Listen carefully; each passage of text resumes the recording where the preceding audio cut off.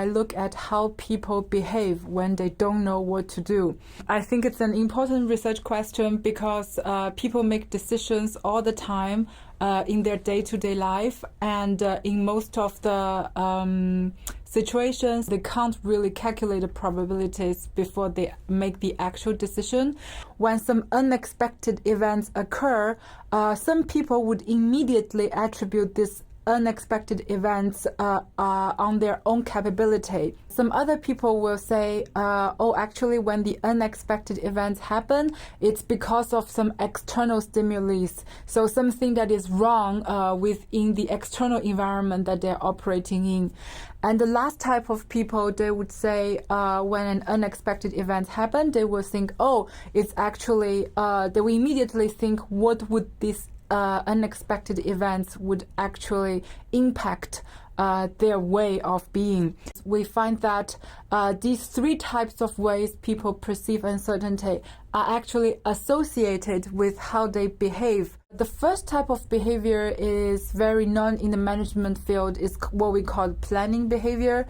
So those people, they would set a goal and they would actually look at what are the possible means that they could actually use to achieve the goal. And the second type of behavior I find in my research is what we call in management field, the theory is called infatuation behavior.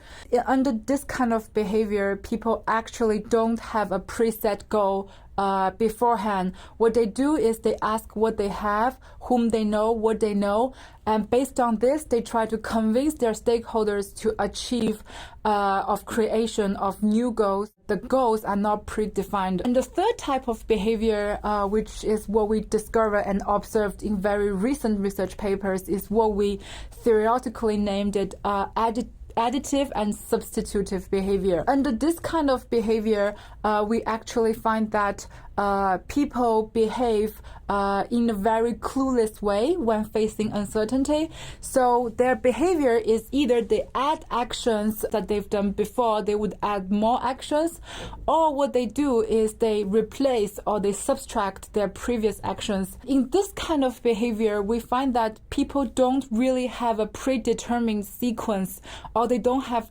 predetermined goals. As traditional defined as process development is, all the scholars would say that a process is composed with different steps, and each step has a particular goal and a particular sets of subsets activities.